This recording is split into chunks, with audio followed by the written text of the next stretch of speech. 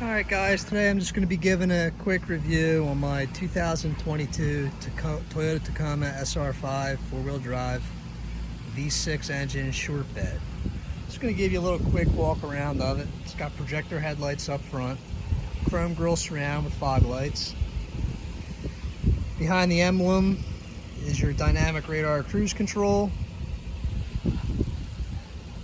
Up in the center of the windshield is your camera, which assists in lane keep assist, pedestrian alert, and Toyota safety sense. Coming around the side, we've got 16-inch wheels, dark gray. You can also get this truck with black wheels. Got our mud flaps. I installed the ABS rain guards. On the SR5 trim, you can't get the touchless entry, but you do get a traditional key fob with lock, unlock, panic button, and ignition start with traditional key.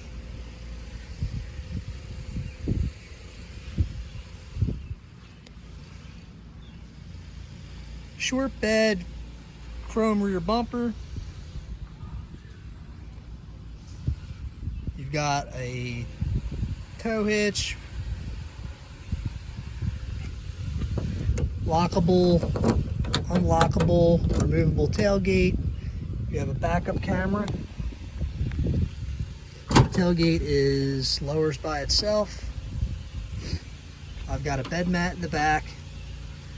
Mine did not come with this. I had to buy it from the Toyota dealer. The bed itself is made of a composite material on the sides and on the flooring, so it won't rust. You got tie-down cleats in all four corners.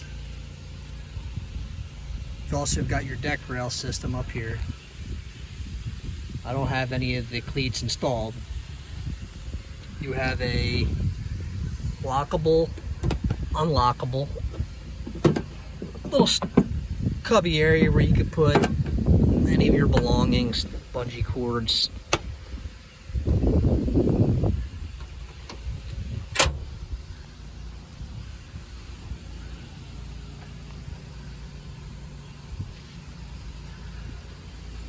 Back sliding window, that is power. So there's a button on the inside of the truck where you push the button and the back center part of the window slides open and closed. The top light, your third brake light, also acts as a bed light where it lights up the entire bed at nighttime. So if you're trying to get in your gear out, you can see what you're doing. You got your fuel door, traditional leaf springs, boxed frame up front, C-frame in the rear. Heavy in the front, light and agile in the rear. There's your shock absorber. In the back of the Tacoma, just have to unlock it.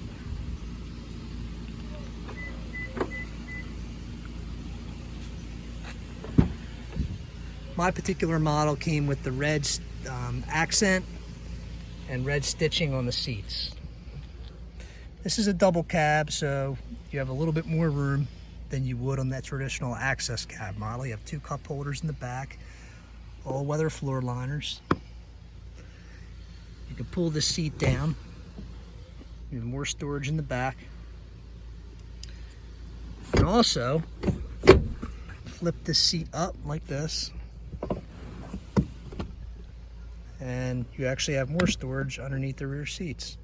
And that also extends onto the other side seat where you also have your floor jack or your spare tire jack and everything associated with that. Now you can remove the headrests, pull this seat down, and it gives you a flat storage with a hard surface, so you can store things back here without damaging the interior. Pretty cool. Just flip this back up. Put your headrests back. Flip this back up. And you're back ready to have passengers in the back seat again.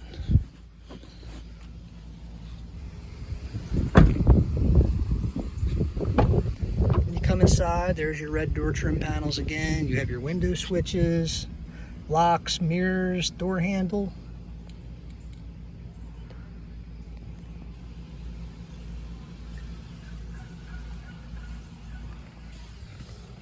Coming in on the inside,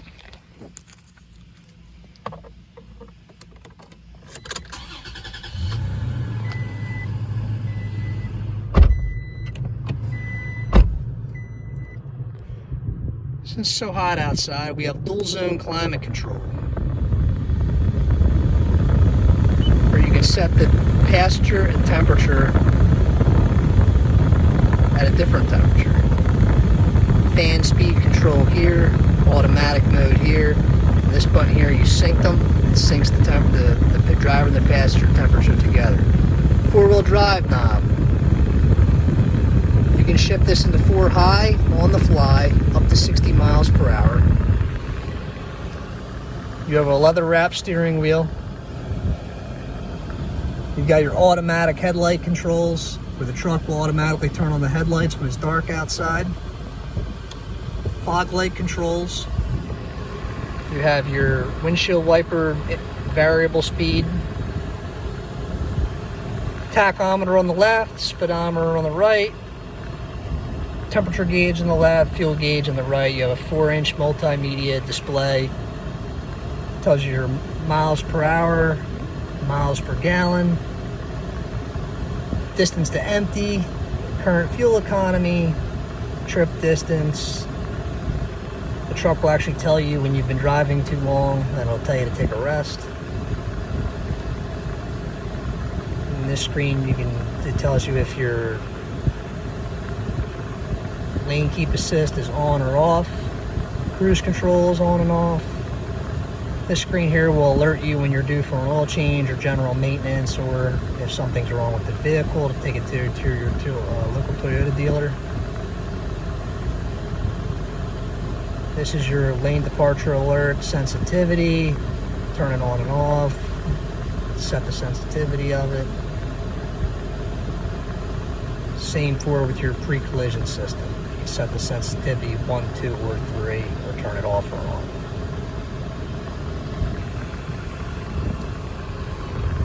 Multimedia 8-inch display.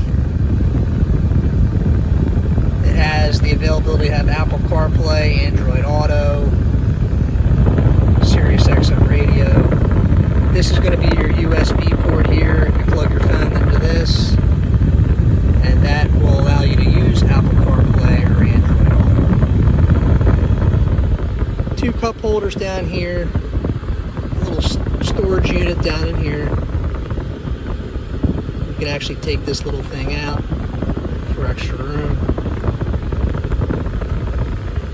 This is your transmission shifter, 6-speed automatic transmission. You can use sport mode. Put it in sport, up, down, shift your gears manually. 2 more cup holders, emergency brake, center console. If you look down in there, you also have 2 USB ports.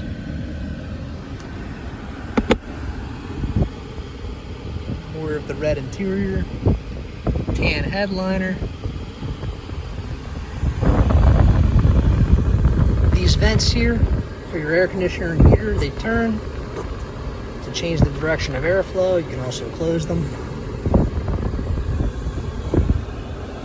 There's your button for the rear view, rear window that opens and closes.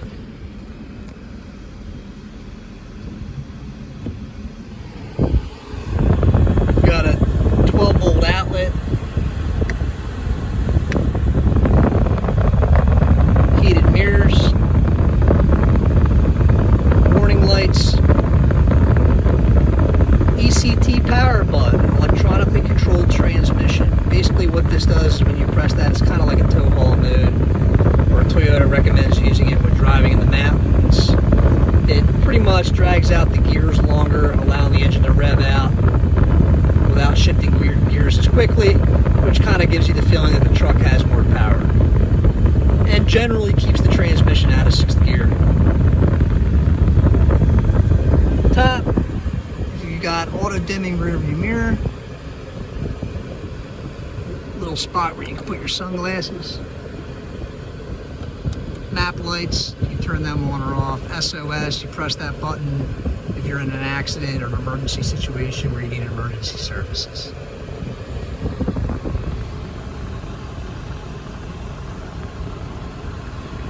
And your traditional key. No push button start on the SR5s as of 2022. Take a quick look under the hood. I'll show you guys the V6 engine.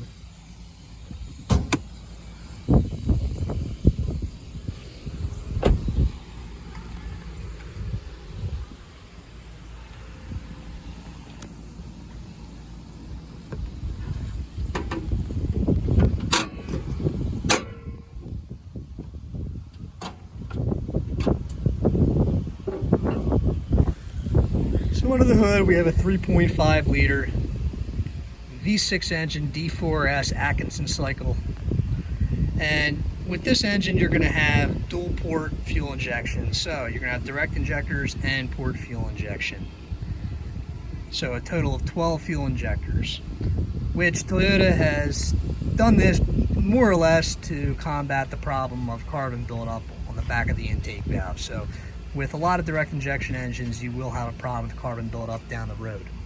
But Toyota mastered that in 2016 when they introduced this engine into the Tacoma. This engine's also available in many other vehicles in the Toyota lineup, such as the Camry, Highlander, and I believe a few others.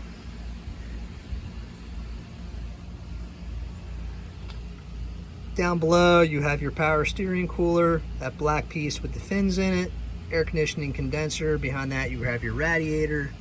This truck does also have a manual clutch fan, no electronic fan like on a lot of modern day vehicles.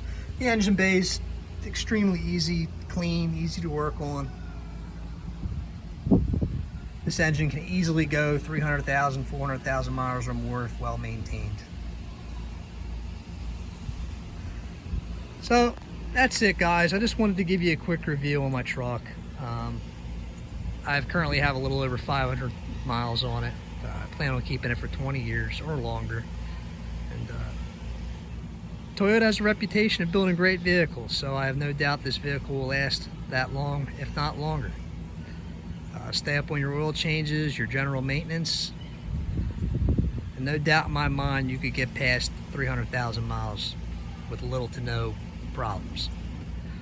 Alright guys, appreciate you watching my video. If you give me a thumbs up, maybe throw down a comment, I'd appreciate it. Alright.